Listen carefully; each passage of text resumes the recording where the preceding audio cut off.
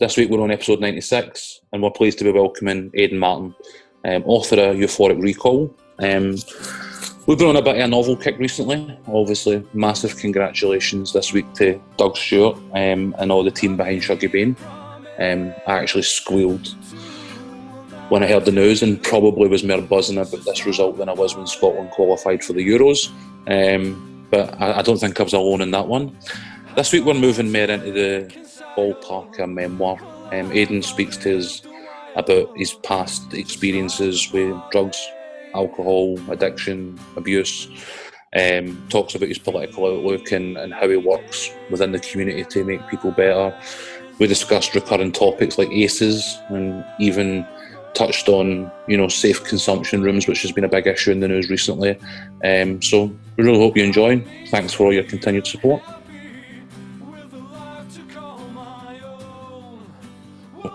I was saying to I was actually sitting on Thursday night when the Booker Prize awards got nominated, announced, and you'd congratulated Doug on a tweet, and I'd actually had a tweet written up on the Rebel City account going, like, Doug was the last author we had in, like, no pressure, and then I thought, you know what, I'm not going to do that to you. Thankfully I resisted that temptation, you know what I mean? It's been a mad year, so some good news for Scotland with football, and then with a Scottish author, so both things were great. We're already recording, mate, just when you're ready. No worries. So, hello and welcome to episode 96, Rebel City podcast. Got to just take a wee minute up front just to pass for congratulations on to Doug Stewart. Regular listeners will know he was in a few weeks ago, and in the last few days has been awarded the Booker Prize, only the second Scot in the history of the award to actually win it. So congratulations to him, and congratulations to his team. Very experienced with him. His team as well was absolutely top notch. So, it's a great success for all of them. So congratulations. And we've been saying all year that, or at least for several months now, that it's been a great year for Scottish literature in general. So we're going to keep following up on it. We're going to have a bit of change of pace today, though, because with Graham and Doug and sort of Kirsten, we were covering novels today. We are moving into memoir territory, and we've actually got with us Aidan Martin. Hi, Aidan. How's it going? How you doing, guys? Great to be here. Thank you for having me. Not at all, man. Well, I've been following, obviously, your account in the book over recent weeks, and now felt like a really good time to get you in because, I'm just been booked after in the last few months, so it's good to mix it up with a bit of non-fiction here. Yeah. So in terms of the book's called Euphoric Recall. That's right, Euphoric Recall, yeah. Now, straight away, I've got to say I love the name. It's very sort of like gripping. It kind of like grabs your attention. Like, what's that a reference to, or where does it come from? It's actually a saying, and some people in recovery will recognise the saying when you look back with nostalgia on times that particularly were not so great. So it could be like when you think back, like me, I'm in recovery, so I don't touch a substance. So when I think back to a substance or a time that I remember fondly, despite the fact there was so much brutal times as well. So the book was called something else in the beginning, and my publisher said to me, "It'll be a different name and it'll be in the book somewhere." And there's a sentence where I say something about, this gives me a euphoric recall. And I just thought, that's the name of the book. Mm-hmm. That's quite catchy, isn't it? Was that your publisher's way of telling you that your other title was shite? Yeah, man. That was my publisher's very polite way of saying your title's shit, so get a better one. But I'm glad she did, because I couldn't imagine a different name for the book than what we have now. Mm-hmm. That's incredible, man. You're a first-time author, yeah? Yes, yeah. I mean, 7 weeks ago, nobody knew who I was in the literary world, so brand new. So, I mean, obviously, just give us a wee bit about the book then. Let's hear just kind of a general overview, if you don't mind. Yeah, of course. So it's a memoir, so it's a real account of my life, and it was very, very strict. I mean, there's loads of extremes in it anyway, but I was very strict when I was writing it that I wasn't going to exaggerate anything or spice anything up. I don't think I needed to. If anyone that's read the book will know there's no need to exaggerate anything, but I made sure to be very strict in keeping this, from my point of view, what really happened in life. a couple of years ago, someone in my family passed away, someone very close to me, and it just sparked off this feeling in me to write. I'd always wanted to write. My mum said that before I got trapped in addiction, I wanted to be a writer, but I forgot about all that. And I went to high school where I wasn't really nurtured. Nobody noticed I had a talent for writing. So this all came about after getting into recovery. I'd been in and out of recovery. I'd had some harsh relapses. I came back from my most recent one just over 2 years ago, and then someone died, and it just sparked off this feeling. There's so much trauma, and I like writing. I find it cathartic. Why not sit down and write? And when I first started it, I had no idea that I'd get it published. It was just me writing. Do you feel like that, actually, we were talking, how many times we're going to talk about the guy, but when we spoke to Douglas Stewart, he was talking about how the fact that he didn't have a publisher, he didn't actually have a vision for it being published, it was more for him actually made the creative process a wee bit less pressure laid and actually meant that it just sort of flowed. Was that the same for yourself? Very much, because at that point, I didn't even know you had to get an agent. I didn't even know what I was writing was a memoir. I didn't know that the raw form of it was called a manuscript. I just knew I was writing. Once I started putting stuff together, I knew what the first chapter was going to be. The first chapter was going to be going back to the biggest trauma that's ever happened to me, and I thought that's the place I need to begin for myself. Then when I started making it into a bit of a book, I thought I was writing a book, didn't know it was a manuscript. I had to research, right, what I'm actually writing. And then I discovered that it was called a memoir, and I researched how many words would be in a memoir, and then I just chopped it up into chapters, and I wanted it to be 12 chapters specifically to be symbolic of the 12 steps to recovery. So I thought, okay, I know how many chapters I'm going to have now, I know how many words I'm going to have in each chapter, and I know what story I want to tell from my life, so I know how to put it in order now. So yeah, in the beginning there was zero pressure because I wasn't writing for anybody else. I was just writing for me. And was the book your purpose, your 12 steps? Because one of the 12 steps really is to find a purpose in your life, because I think we're starting to know as we get more educated about addiction that it probably is a lack of purpose, a lack of direction in your life. So was this a way for you to get that for yourself? Yeah, there's a few different areas in my life where I was getting purpose, but my mum knows me better than anybody, and she reminded me that I always wanted to write. It was always my passion. It was always what I wanted to do. But I grew up in a lad's culture, and I got caught up in a life of addiction, and there was all the violence, and I went to a school that I felt like didn't educate me, the high school. And so trying to aspire to be a writer wasn't realistic. It was more realistic to go straight into that lad culture lifestyle. So to then be in recovery and go through the 12 steps, maybe I was directed back to that purpose that should have been there all along. Perhaps in another life I'd have just been a writer, but I got taken on a different path. So a long way to answer your question is that I think as a result of getting into recovery and doing the 12 steps, it's led me back to this, and I truly believe now this is what I'm meant to do with the rest of my life. That's awesome. Looking at it, it feels quite I don't know if I don't have any stats to hand it in, but it just feels a bit unusual for a first-time author to go straight to a memoir. Is that something that you've came across, or did it just feel natural? Did you spend a lot of time considering a more sort of fictionalised version of the events?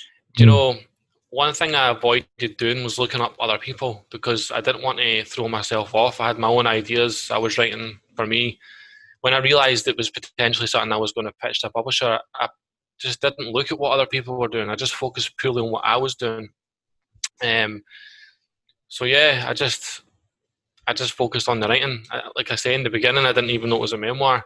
I got a review done at the very, very beginning, like when it was just really raw, and my mum lent me some money, and I paid this woman who is from the literary world, I paid her £400 to review it, and she gave me a bad review, and she thought I glamorised drugs too much, and said that it would be impossible to get published about addiction unless I was a celebrity, that only celebrities have got a big enough following to get a book out there, and all this kind of... And she suggested to me, why don't you fictionalise it, and then you can mess around with the story and stuff. And I was like, it's extreme as it is, I don't need to fictionalise this, and I'm not going to fictionalise it. So I was given advice to do that, and it just felt wrong, because it's like in recovery, you do what's called a share. So I don't know if you're familiar with that, but like you share your experience, and someone else will identify with your experience. And I thought, if I fictionalize this, where's the identification? You can identify with fiction, but when it's somebody's real story, I think there's more scope for identifying with. And so I just stuck to my guns, and I don't have an agent either. I just got a publisher, and here we are. Yeah. And what was your poison of choice?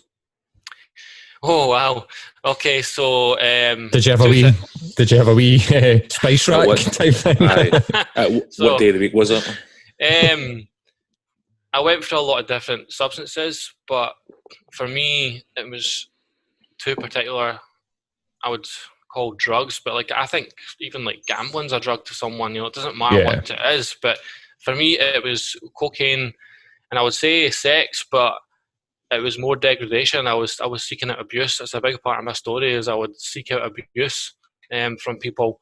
So you could say sex, stroke degradation, and cocaine, and one amplifies the other type of thing. So those were the poisons of choice. But obviously alcohol had to be, whatever I was doing, I had to have alcohol as well. And so they all intertwined with each other. Yeah, they were the ones. And well, in that, I mean, I've not read your book yet. I'm going to read it. I'm becoming more a fan of audiobooks. I don't know if you've got an audio version of your book.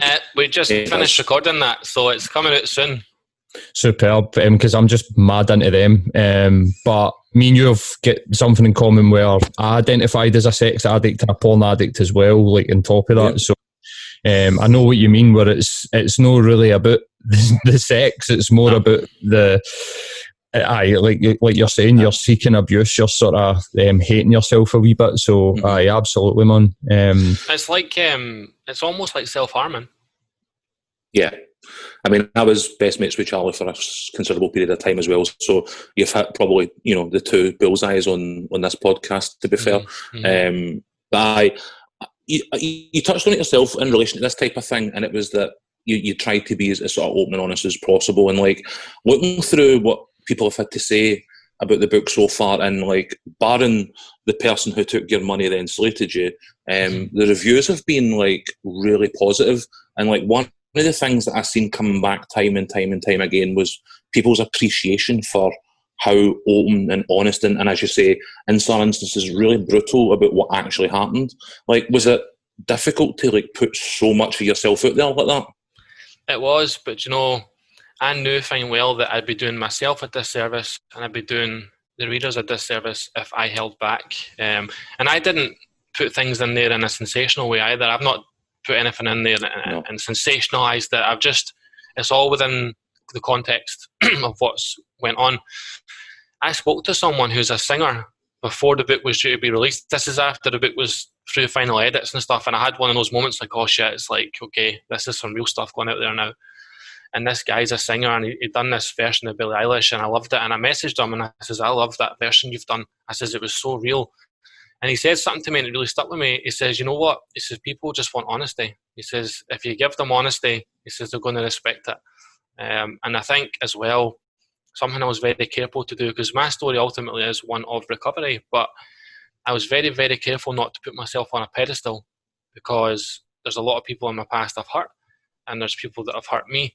And whilst recovery is an amazing thing and I've worked so hard for it, I'm not a perfect human being. And I think if I presented this story in such a way that was like, oh, this was me then and this is me now, and that was it, I just don't think it would have resonated. So I was very honest about people that wronged me, but I'm very honest about who I wronged and who I've hurt.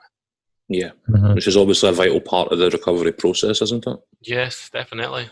So why do you think somebody reading it, and this was something that was actually, like, I remember back in the 90s when Trainspotting came out, this was a criticism of Trainspotting where people thought that Irvine Welsh was glamorising drugs. If you actually watch Trainspotting, there isn't a lot of glamour in that movie. No. So is that like a fear thing, do you think, that, oh, well, if this guy puts out a book that talks about these clearly, like, and I think with the cocaine one is like clearly a big issue, like a bit, not a lot of people talk about it People talk about taking coke, like, oh, getting a gram or taking a line or whatever it is that they'll sort of talk about having a laugh. Not a lot of people talking about like how destructive it's actually being to people. Like, there's a bit of a meme going about when people talk about depression, and it's like, well, you go and take coke Friday, Saturday, Sunday, mate. Like, what you expecting to happen here? But I think more people take it than what actually acknowledge it. So do you think that's like a fear thing, where if you put out a book that talks about cocaine, that that's glamorising drugs, when actually you're talking about the destruction that it had for you and then your recovery from that? So why do you think that's a sort of take on it? Well, what she worded it was that anyone that's impressionable reading the book might have seen I was talking about cocaine when it was first good. Before I talked about the low, I talk about the high. Mm-hmm. And she was worried that someone impressionable would read that and want to go and take cocaine. And I'm like, aye, maybe if they just read one paragraph, but if they read the whole fucking book, they're going to see how bad it gets, how quickly it gets. And that comes back to the honesty thing, right? If I wrote a book and said, day one, first line of cocaine was horrendous, I kept doing it, and it was horrendous all the way through, and I kept doing it, that's a lie. No one's going to believe that. Yeah. There had to have been a reward in the beginning, otherwise you don't keep going back to it, and you've trained your brain that there's a reward. And that's the same way anything: gambling, porn, sex, whatever, alcohol, whatever the addiction is, food, social media. Once your brain knows that gives me pleasure and escapism, and I can deal with my emotions and my fears and anxieties, or I can celebrate with that, all that stuff. So if I didn't tell that part of the story, the rest of the story would have fell apart because it would have been shite. So she, in my opinion, just missed the point big time. Yeah. I think it's a point that people have missed for decades. We can go all the way back to bloody Black Sabbath, and this is an argument that comes back time and time again that this could lead to violence. It could lead to addiction. It could lead, and almost always that is like never verifiably the case for anybody. You know what I mean? Like, I think it's people having to confront their own discomfort with addiction, their own discomfort with how messy recovery can be on the way out the other side and stuff like that. And it's just easier for them to say, well, hold on, you might turn somebody down the wrong path with that, when in actual fact, on the flip side, you could be turning many people back onto the right one with it. That's the point. I mean, in Trainspotting, there's a baby that dies because they're all wasted. And there's a character that overdoses and dies or whatever, and there's so much trauma and there's so much heartache, and my book's got that as well. So of course you need to show what draws a person to any kind of addiction. That's only one part of the story. It's the same if I'm sharing in a recovery meeting. I don't just start with how bad it was and then I'm in recovery. You talk about, okay, well, this is why I took it, this is how good it felt, but this is how bad it got, how quickly it got so bad. If we have open and honest discussions, we'll make more progress. There's no point lying and hiding away parts of the truth, Yeah, absolutely, man. It needs to be relatable. I mean, I did a BBC thing about porn and sex, and I spoke about sex addiction, and some of the things that people come back to me would be like, when I tell them about being in sex addiction, you're like, I spent a 6-month period where I must have slept with over 100 people. It's like, that's fucking awesome, mate. And you're like, but I get that might feel awesome to you, mate. You know what I mean? But it's really not, because here's what happens because of that. And I think that it's good to know that, because there'll be a lot of young people who think, well, I enjoy myself, so why should I not do it? Like, why should I not take a line? Because I really enjoy it. And it's just telling them, yeah, you will enjoy it, but it's a slippery slope, especially if you've got, like you were saying earlier, about traumatic circumstances in your life where you actually realise you make that connection where, oh, I feel like normal and I feel better about myself and I don't think about all this shit that's happened to me when I'm high. And it's just about what that high is. Do you know what I mean? I think the woman who was reviewing my book is the sort of person, I mean, she wasn't a bad person, by the way. She gave me some good feedback as well. It was just, I think she misunderstood parts of the book. And I think people like that, they ask the wrong questions, right? Her question might be, why are you addicted to this? My question would be, why wouldn't you be addicted to that? Do you know what I mean? It's something that gives you instant pleasure in a world where there's a lot of suffering and trauma and pain. And if you come from any circumstance where you've got trauma and pain and suffering, and you're part of a culture that maybe has the same thing, it's historical and it repeats itself, why wouldn't you go back to the thing that gives you instant release time and time again, And exactly.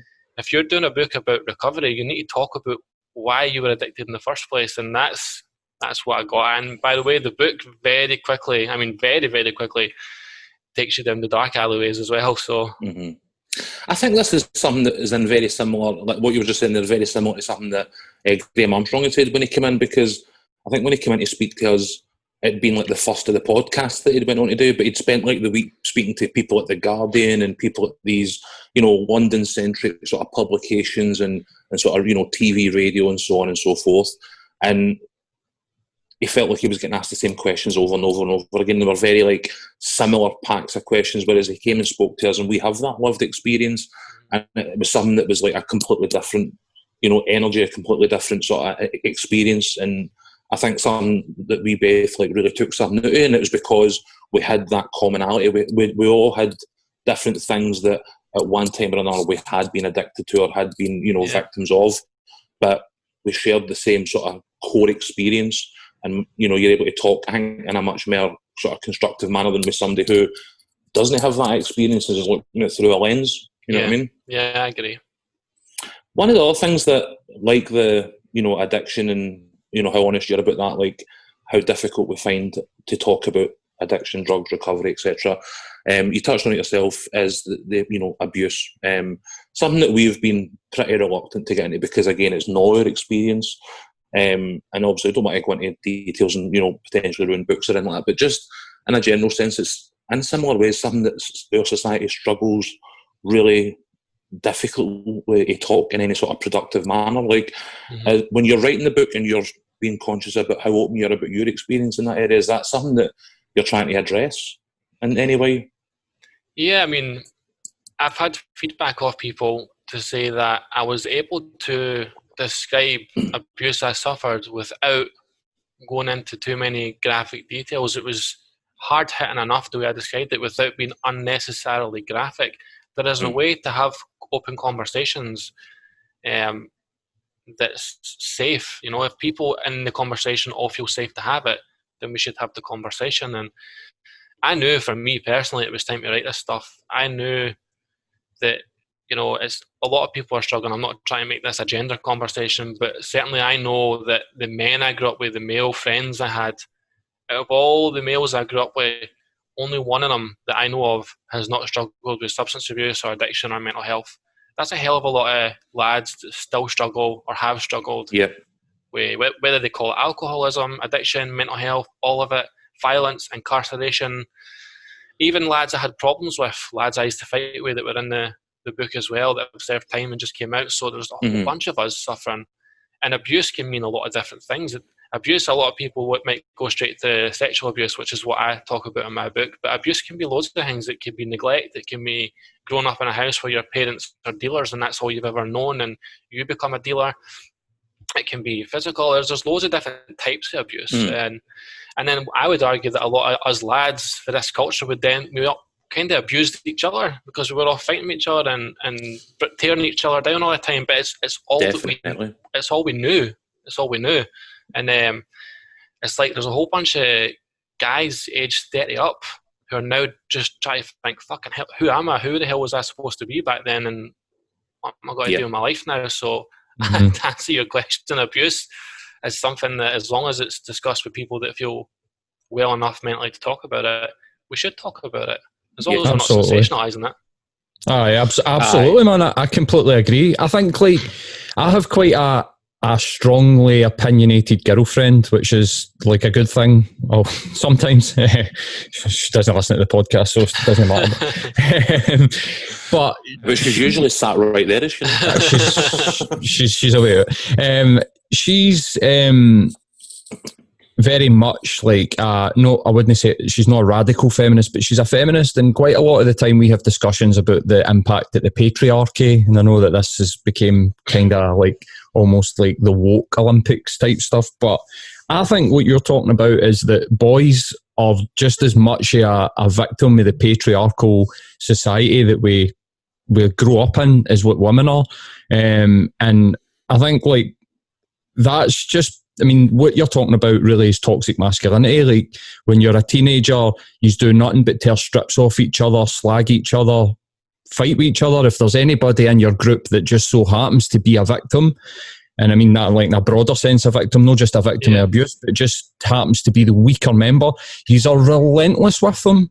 And that is something that I experienced, and Matt's experienced it, you've experienced it. I think this is a common thing amongst like men and boys, is that banter, like the pure lad banter type stuff, it hurts you so much that you just, I don't know, man, like you just almost develop these coping mechanisms. And my coping mechanism for that was to outlad the guy that was like the big dick. Do you know what I mean? Like I would just be like, I'm going to be alpha. But see, like yourself, I was very creative. I was actually a really sensitive wee boy, and that just get fucking absolutely like drilled at me. Absolutely drilled at me as young. And that's what I mean, I've spoken about this many times in the podcast. That's what I attribute to my sort of dysfunctional behaviour as I've grew older, was this whole don't cry, all right. So then I learned not to be emotional, and then as I grew up I learned that my weaknesses, which happened to be my appearance,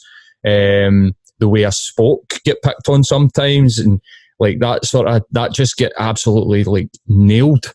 And then I had to sort of like become somebody that I'm not. And then as I've got older, like you're saying, into my 30s, when I hit about 29, 30, I was just like, what the fuck is going on here? Because I just didn't feel right. And so went through like a whole load of changes. And I think this is quite a common story that we're hearing amongst our peers.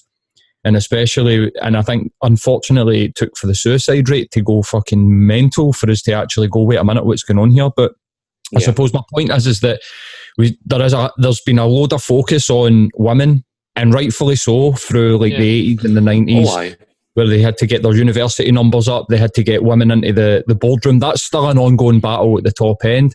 But I feel, and put my neck out here, that boys have been left behind a wee bit.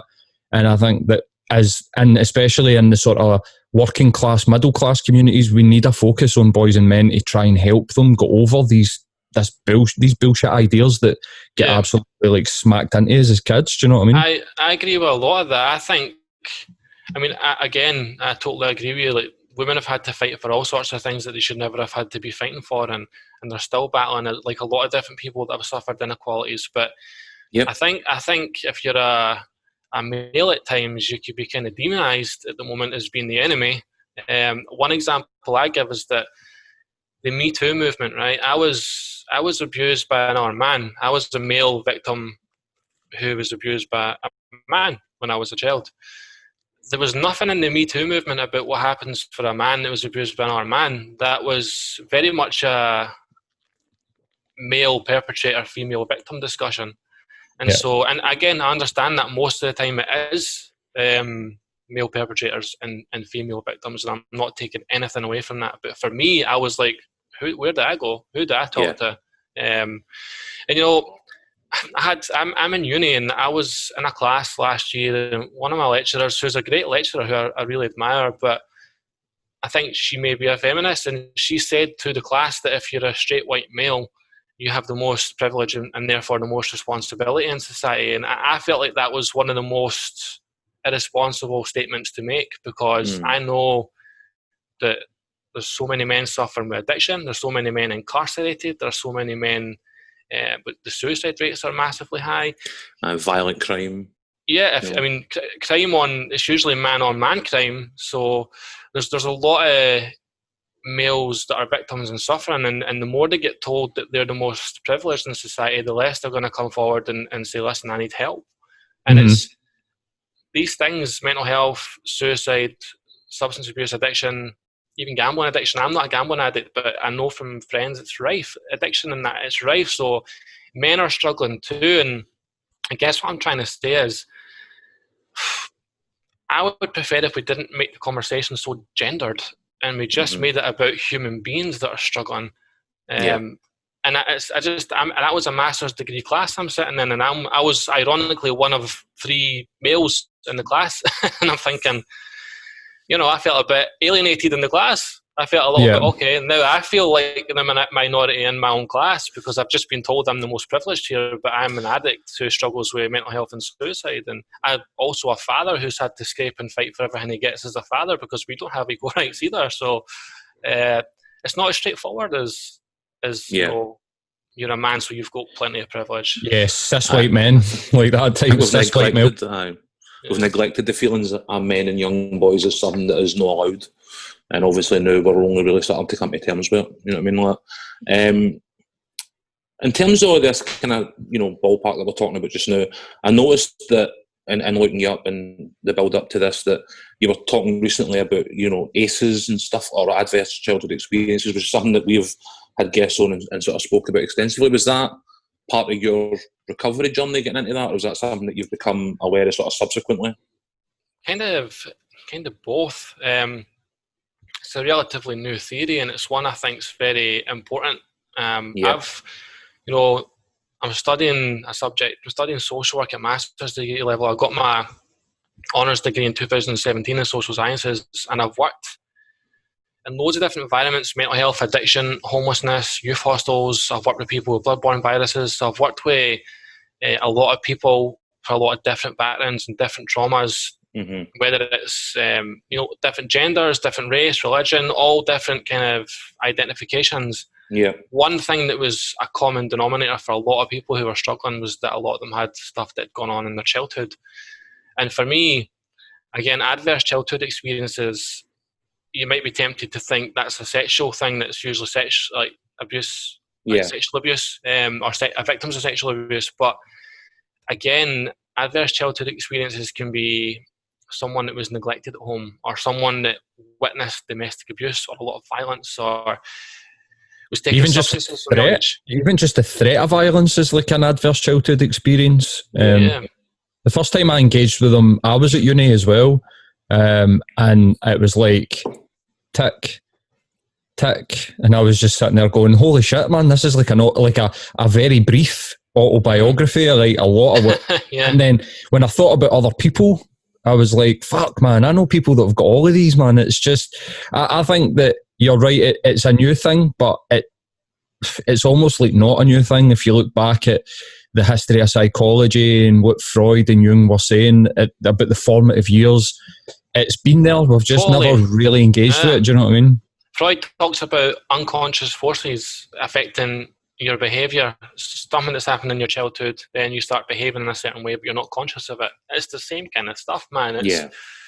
I think cases is great, and I think whether it's just the next trend theory, I don't care. It's raising the subject that needs to be raised, and again, it doesn't matter how a person identifies with. I think we all deserve to have the right support mechanisms in place. Yeah, absolutely. I think one of the big kickbacks that we got, and I think Matt will agree, we've seen quite a lot of this when we had James Docherty on. I don't know if you know James through your work, and we were talking about like Gabor Mate, and this was maybe 2 years ago or something like that with James on. And a lot of the stuff that came back was, well, I grew up with a heroin addicted mother and I've done all right for myself, like that. So, and you're kind of like wanting to say to people, like, that might be true, but like, are you on the edge? Like, how is your mental health really? You might have a good job, you might have a house, you might have managed to find a partner, have kids.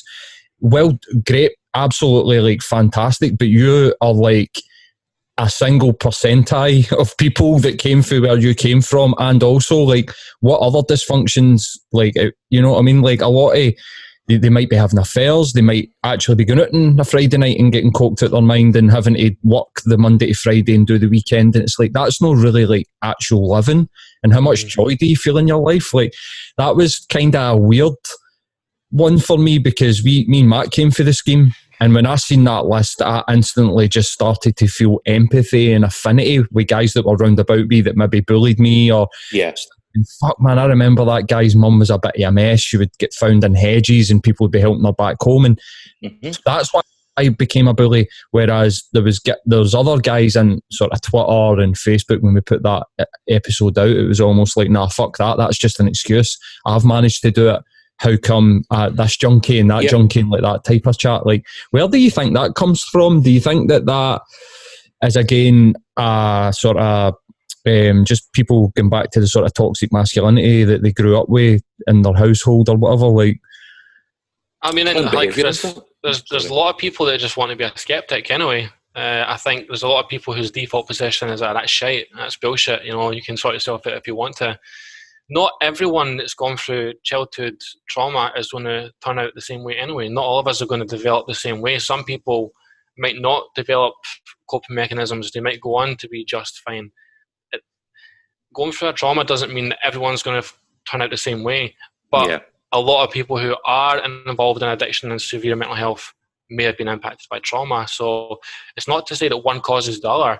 But if someone is in a world of mental health or addiction, there's a good possible chance they've gone through some trauma or they've experienced something in their childhood. To suggest that one doesn't exist because someone else has gone through trauma and hasn't ended up that way is a fallacy. Yeah. I think as well it provides the type of framework that we're talking. So when I'm talking earlier on about how we've kind of left boys behind in terms of allowing them to feel their emotions, I think as adults understanding these issues can allow us to make sure that our children don't find themselves in that same scenario where these impactors that have had negative connotations for our lives can then reflect them. So I think it's a really important school of thought, and I think it's awesome as well that your work and your writing is also reflected in your life. Like hearing that you're actually out there and like working on these things is like, I think it's amazing because you know you can bring such a wealthy experience to these people's lives when working with them that can only come from where you've came from. You know what I mean? Like, so I'd just say, you know, thanks for that. Thank you, man. I also seen you in a big way behind safe drug consumption, which again, Paul and I are both like huge fans of, and I've discussed on the show. What is it about the safe consumption side of things that sort of grabbed your attention coming from your background? So, I mean, I didn't actually use heroin. So it's from a background that I identify as an addict. I have lots of friends that are either still struggling with heroin use or not even just heroin, injecting cocaine, or who were doing that and are in recovery from that. And through the jobs I've done, you know, I'm an advocacy worker for addiction. So I've got lots of personal and professional experience with people who have lived that particular lifestyle. The first thing that stands out to me is the minute we do that, we start treating people as human beings and not as scummy, dirty addicts. Do you know what I mean? Because that's the thing. It's like a dirty word, the junkie, the addict. And the more there's drug paraphernalia on the streets, the more there are people injecting in the streets, the more there's going to be stigmatized attitudes and stereotypes about, dirty, scummy addict there. We can start reducing the stigma and the stereotypes the minute we start treating addiction like a human problem and a social problem. And that's the first thing that a safe consumption room does. The second thing it does is it provides a safe, healthy, clean environment for drugs to be consumed. It's reducing the chance of overdose, or there's people there to help someone with naloxone if they do overdose. From what the evidence shows, no one's died using these rooms, whether it's in this country or other countries. It's a massive social problem that needs to be tackled. On its own, I don't think on its own it's going to stop the drug crisis. You know, we've got the worst drugs-related deaths in Europe and potentially now the world per head of population. But I think it's one very important tool in tackling that and giving people a safe place to go. And then there's, you know, it's all about harm reduction first and foremost, right? You can reduce blood-borne viruses and other infections. You can stop someone from potentially dying or overdosing. You can then network them into other potential avenues of support. It can lead to, you know, harm reduction's very, very important, and recovery at the end of that is also another possibility, whether that's an abstinence-based recovery or a different type of recovery. You know, there's many different ways to get recovery. So just straight away, that one question pops off all these things that I think are good about that. And all things that we're not really doing effectively at the moment either. No, I mean, we're so far behind other countries that are doing these types of things. Like Portugal 20 years ago had the same kind of crisis we've got in Scotland. They radicalised it, and don't get me wrong, it wasn't just safe consumption rooms. They provided education and housing and health options for people and loads of other things in the naloxone and stuff like that. So it needs to be like a packaged approach, I think. Yeah. But that's something we're only just catching up with now, the naloxone, isn't it? Like, I only seen an article last week saying it was being made available to police officers, and you're talking about changes that are 2 decades old in other countries that are, in the grand scheme of things, not really that far-fetched, you know what I mean? So I agree with you there in that sense that we're miles behind other countries on this one. Why do you think the UK doesn't take like a progressive approach when it comes to like, because Portugal proved it straight off the bat. Like, I mean, the actual consumption of drugs plummeted among certain age groups, and I think the age groups that they wanted it, like the teenage age group in particular, like you're saying, people are being educated, they're supplying housing. Like, it's almost like you're thinking, why would you not just copy and paste? I believe because we've got UK policy, the Misuse of Drugs Act 1971, which was made in the 70s, a very conservative, old-fashioned, drugs are bad kind of attitude, where drug use and drug users are viewed as social deviants and as criminal, and they still see it as a criminal issue rather than a health problem, and they're worried about the reaction if they start treating it as a health problem and they start treating addicts as people who aren't criminals. It's a very old-fashioned mindset. I mean, they've got the advisory council of the misuse of drugs, right? And they had Professor David Nutt on. He was the chairperson at one point, and he advised the UK government, what we're doing is wrong, we need to take a health approach, and then they got rid of him. So they don't even want to hear from the experts that they're bringing in, and there's other experts that they pushed out as well because they didn't agree with their stance. To me, it's a very political decision. It's political ideology rather than doing what they know to be, or they believe to be, the best. What's for the greatest good. Absolutely. I think it's probably more important than ever then that places like the Scottish Parliament have already recognised the book. I think, I've seen quite a lot of back and forth with you and is it Neil Finlay? I think the book was actually discussed on the floor of the Parliament as well. Was it an official commendation or something like that? Yeah, so it was motioned by Neil Finlay and supported by a bunch of other politicians in Scottish Parliament as being a book that should be discussed when pertaining to the drugs death crisis.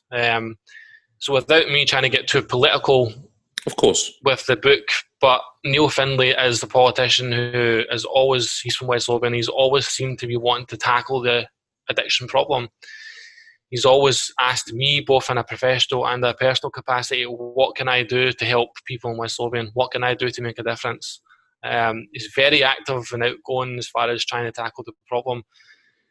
That's very, very rare when it comes to politicians because it's such a contentious subject, and a lot of them might actually care about this privately, but they won't do much about it publicly because I guess it might be damaging for their career. But the fact is that Scotland has the worst drugs death crisis in Europe. We've got devolved powers of health. We can't just point the finger at Westminster and blame them for everything. We've had devolved powers for health for 21 years. And that's the part of it that's always confused me, is they've kicked the ball almost sort of relentlessly back to Westminster, is that we do have the power and the legislative ability to do something about it. You know what I mean? Like, yeah, of course we can. We can do a lot of different things, like what Peter Crichton's doing. He's, I think, given some degree of tolerance by the local police and the local council authority. It doesn't help that the Scottish Government have been cutting the ADP budgets. They've cut them in half in 12 years. I know there's other reasons why budgets have to be cut, but when you cut a health budget in half for the last 12 years, and then you get the worst crisis your country's had for drugs, and also a HIV spike in Glasgow, which is the worst the UK's ever seen in 30 years. We've got the worst. Our drugs crisis is worse than England's by about 3.5 times or 4 times higher. So England and Scotland both are under the same policy, Misuse of Drugs Act, yet Scotland has a much worse crisis than England. So that tells you that there's something happening in Scotland that we can't just blame on Westminster. That, to me, is, again, it's another deluded fallacy. It's lazy. It's like saying, I heard someone at Barry Sheridan say this, or someone else, maybe I'm quoting the wrong person, but it's like saying when you're playing football and you say, the big boys came and took the ball, so I can't play now.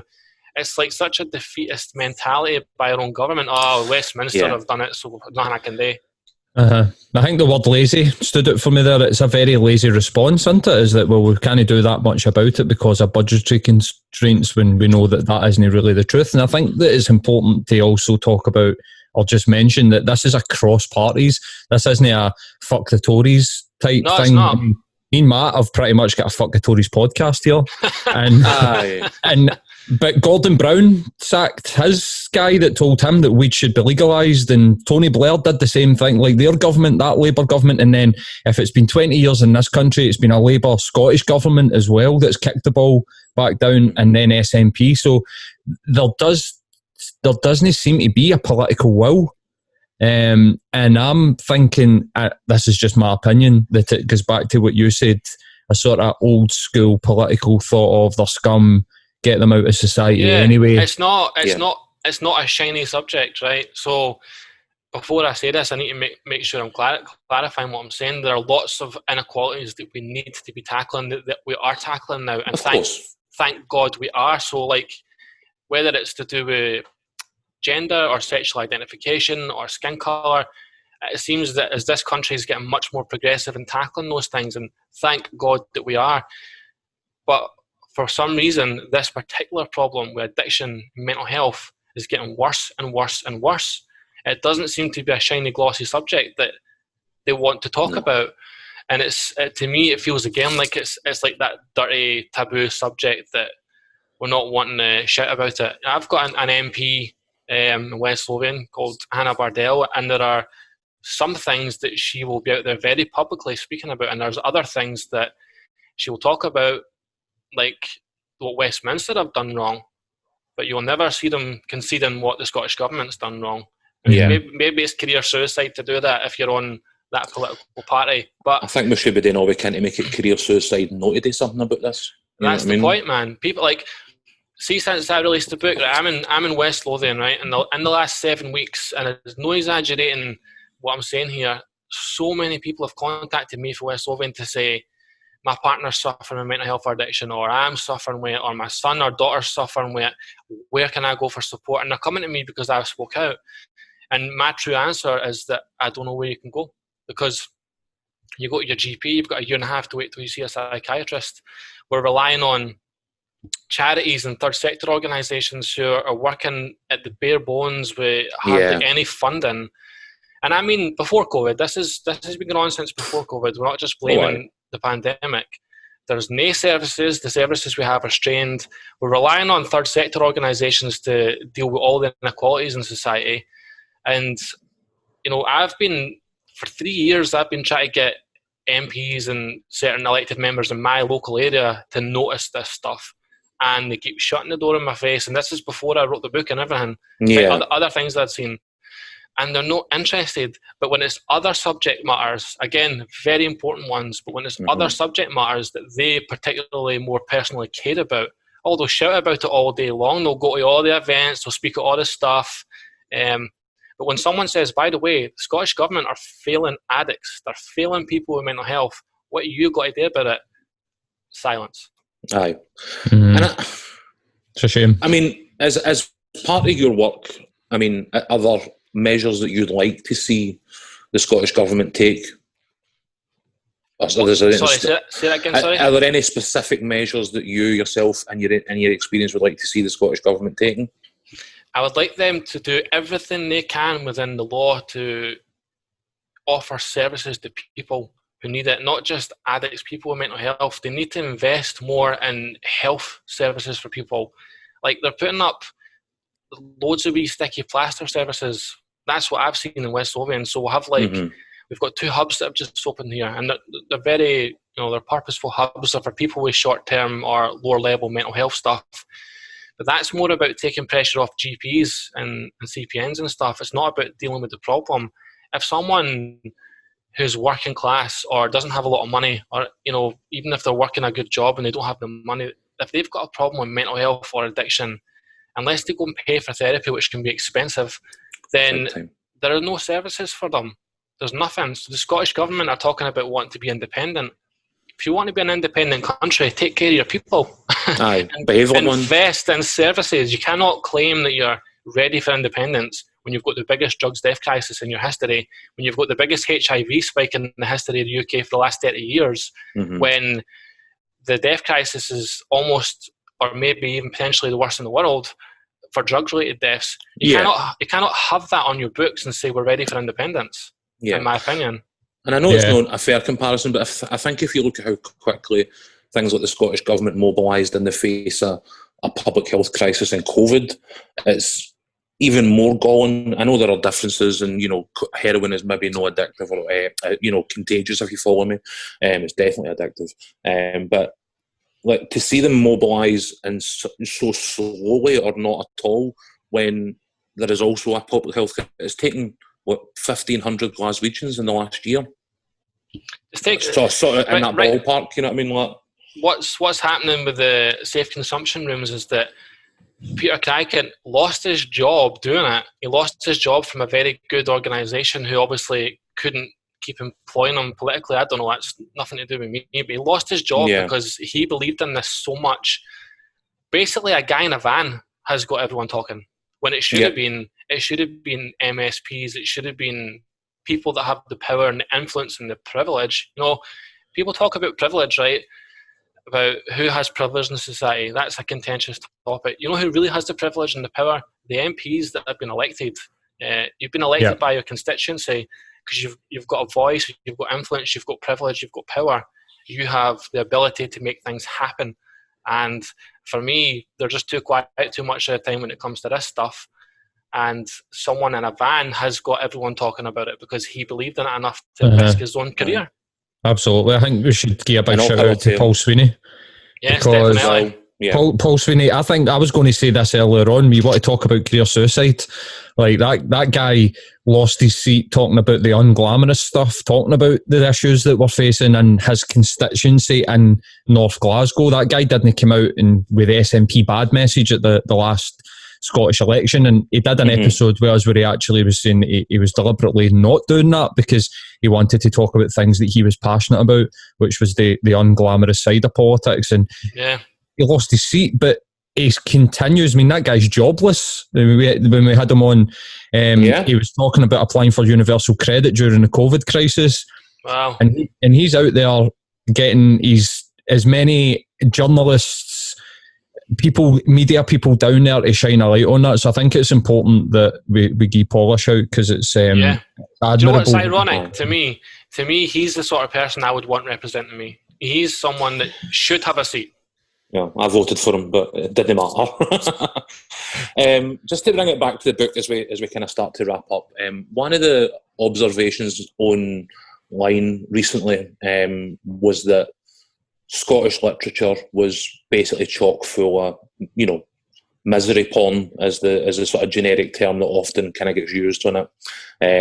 Now, like in a week where one of those stories has went on and won the biggest prize in world literature, when we've got guys out there, authors and artists like Dan McGarvey, who released really powerful work during the week as well. Like, we've got yourself here talking about a really personal, part of yourself that you've chosen to share with everybody in the hope that some good can come out. Like, how important is it that we keep having these conversations despite the people that say enough is enough? Well, I mean, art in any form is an expression of what you've experienced and what you're feeling and what your emotions are. What I would say is, if we've got an environment where people aren't going to suffer anymore, there won't be any more need for misery porn. There won't be a need for it. So take away the need to make it and we'll stop making it. But if we keep producing people in a society that are having to suffer because we're being failed by systems. I mean, I was failed by a high school that was just not fit for purpose. I grew up in a social housing scheme that was full of violence. A lot of the decisions I made were my own bad choices too.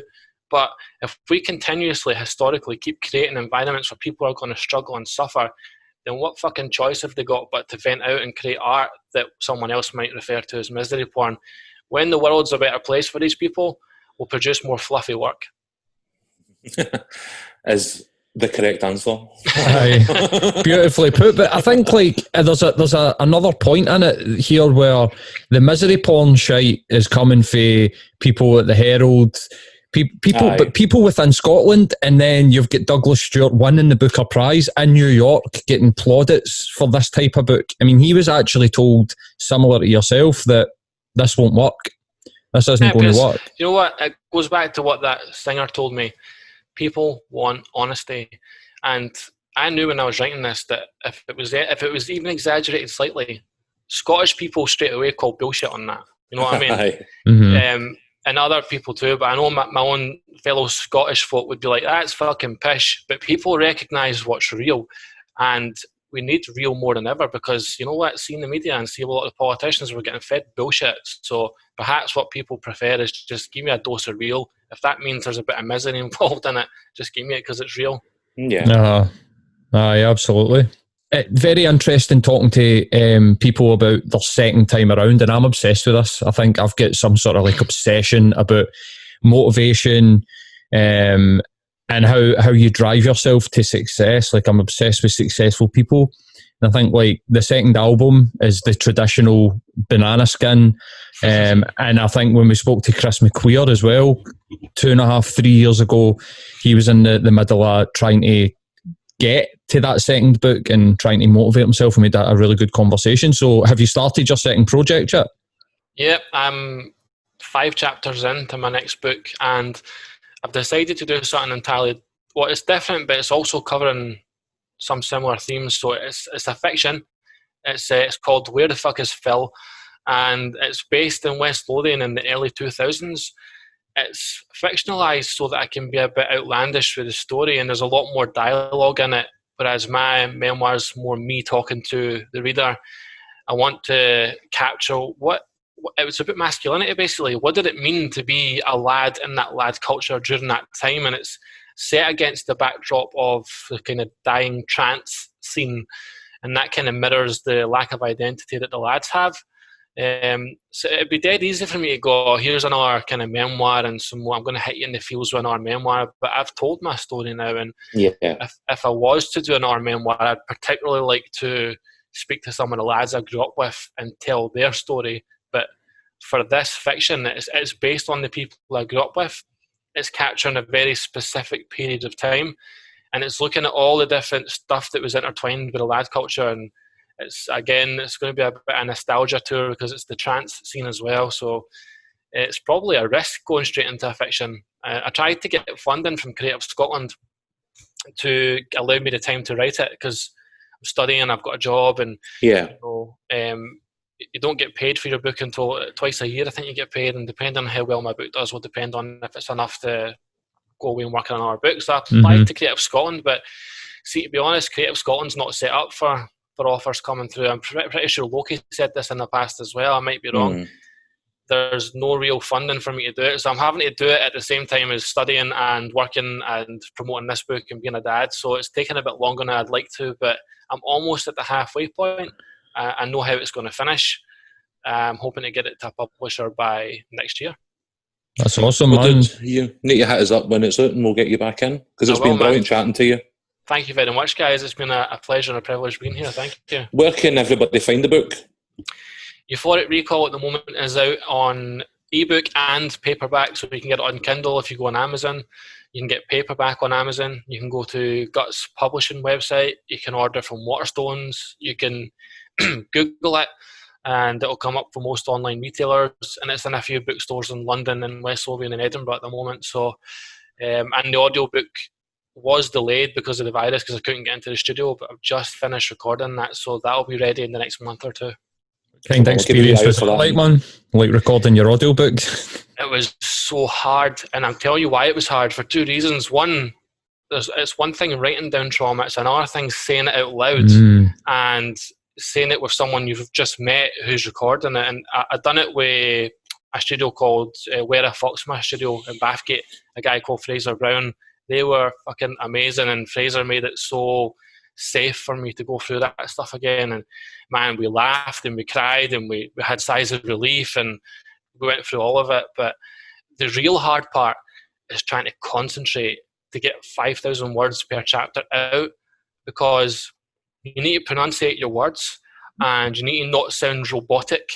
So you're focusing so hard, and there would be Freudian slips here and there. There was one that was my particular favourite, when the sentence was starting, my previous cocaine habit, and I said, my precious cocaine habit. It was like Gollum for Lord of the Rings, man. I was like, my precious cocaine habit. I remember that feeling. So it was very, very intense, and I'm so relieved of that. It's one of the hardest things I've ever done in my life. No, you need to give a wee shout and we'll get a bump when it comes out, man. Thank you. Yeah, man, I'm going to do what I do with a lot because I've migrated over to Audible, and I know that Audible is like the Spotify of the literature world. So what I'm going to do is, and anybody that's listening, this is what you should fucking do as well. I'm going to buy your paperback and put it in my bookshelf, and then I'll listen to the audiobook when it comes out, because I want you to get the money, and if I do the Audible credit and take the free download, I'm sure you'll get a fucking fraction of a penny or whatever for that. So I'm going to buy the paperback and do the audiobook because that's my preferred way of consuming literature, man. But it's been a pleasure to talk to you, mate. Absolute pleasure. You too, guys. Absolutely, Thank mate. you.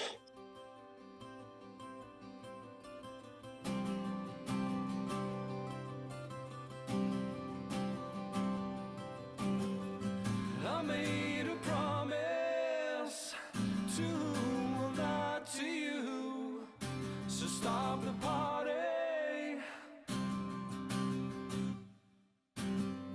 I tried to reconcile a life I lived a while, just stop the party.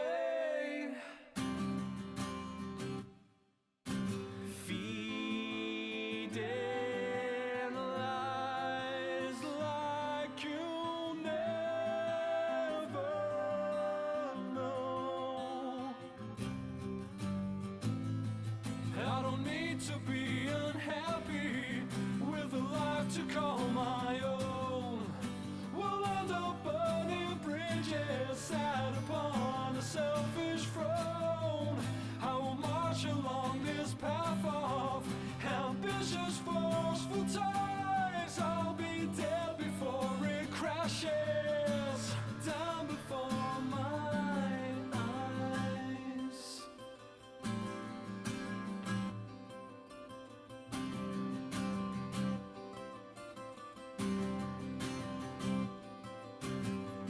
I know we'll make it through smiles and trials of fire. We'll make the party.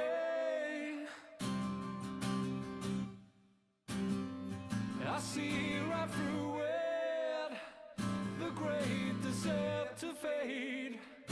You call a party. Feeding lies like you'll never know. I don't need to be unhappy with a life to call my